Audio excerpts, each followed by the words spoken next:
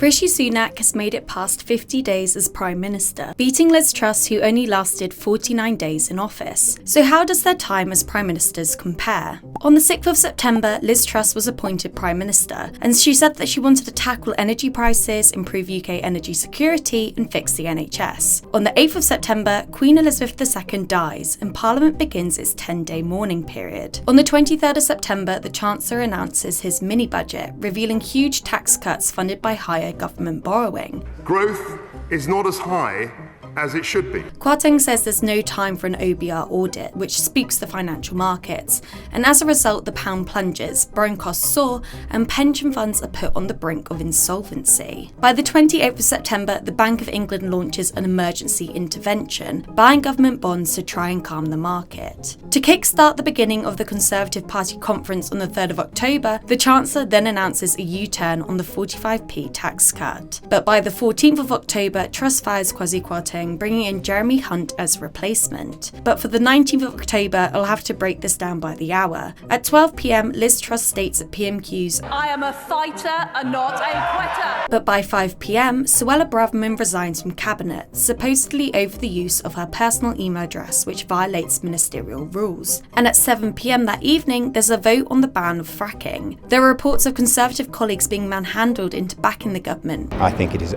utterly appalling. But ministers denied physical force being used. And on the 20th of October, Liz Truss announced that she will resign. "I cannot deliver the mandate on which I was elected by the Conservative Party," but will remain in power until her successor is chosen. On the 25th of October, Sunak makes his first speech as PM, acknowledging the mistakes of his predecessor and that economic stability and competence will be at the heart of my government's agenda. He also reveals his new government, causing shock at the reappointment of Suella Braverman as Home Secretary, a week after she resigned. On the 27th of October, Sunak states he will not attend the COP27 climate summit, but on the 2nd of November, Sunak has his first U-turn and states that he will. On the 15th of November, Sunak attends the G20 summit, where they confront the Russian foreign minister. Less than 12 hours later, more than 80 Russian missiles hit western Ukraine, prompting an urgent meeting with G7 and NATO leaders. Hunt reveals his first autumn statement as Chancellor on the 17th of November, stating that tackling inflation is top of his priority list and that higher taxes and spending are needed to help the economy grow in the future. By the 19th of November, Sunak makes a surprise visit to Kyiv to meet President Zelensky, pledging $50 million in defense aid to Ukraine. And on the 28th of November, as protests break out in China, Sunak suggests this is the end of the golden era of relations between the communist state and Britain in his first major foreign policy speech. Now let's be clear, the so-called golden era is over. Labour wins the Chester by-election on the 1st of December with a 61% vote share, their best ever result in that seat. They've seen that even with Rishi Sunak,